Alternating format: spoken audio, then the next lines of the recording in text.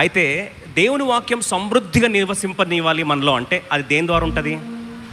పాటల ద్వారా. అందుకని మన పాట ఏది తీసుకున్నా సరే కనీసం 20-30 వచనాలు, వాక్యములోని వచనాలు యాజ్ ఇట్ ఈస్గా, కనీసం మాడిఫై కూడా చేయం మనం.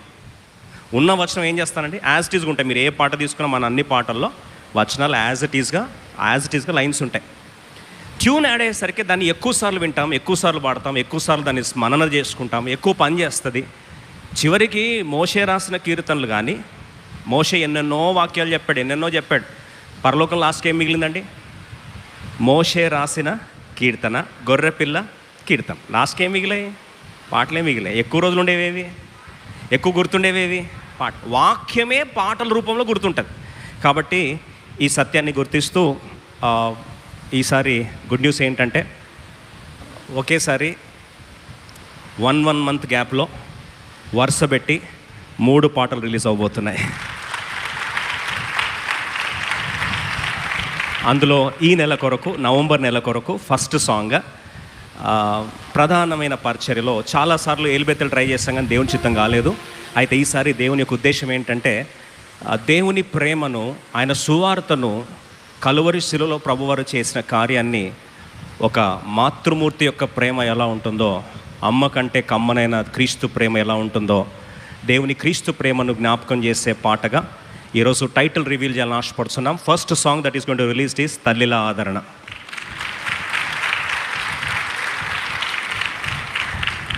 ప్రపంచంలో 50% ఎవరుంటారంటే తల్లులు ఉంటారు.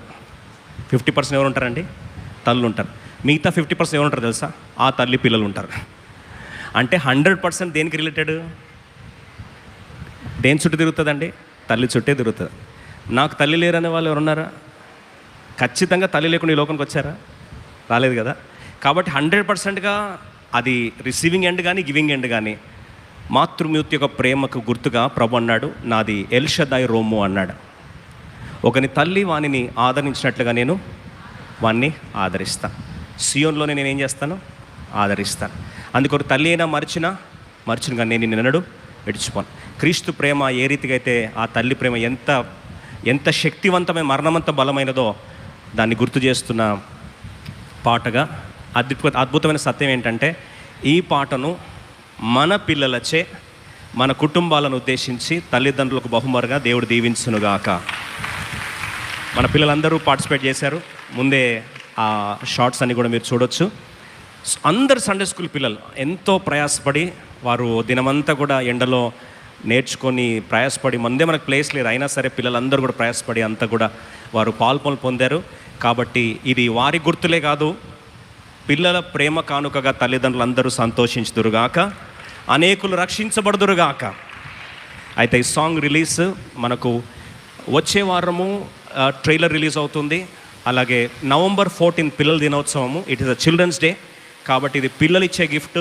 కాబట్టి చిల్డ్రన్స్ డే రోజు పిల్లల బహుకరణగా తల్లిదండ్రులను వారిని ఆదరించినట్లుగా, క్రీస్తు ప్రేమ ప్రపంచం అందరూ కూడా అర్థం చేసుకున్నట్లుగా తండ్రి కుమార పరిశుద్ధాత్మ నామం పేరట ఈ పోస్టర్ రిలీజ్ ప్రభు మహిమార్థమే ప్రతిష్ఠిస్తున్నాం.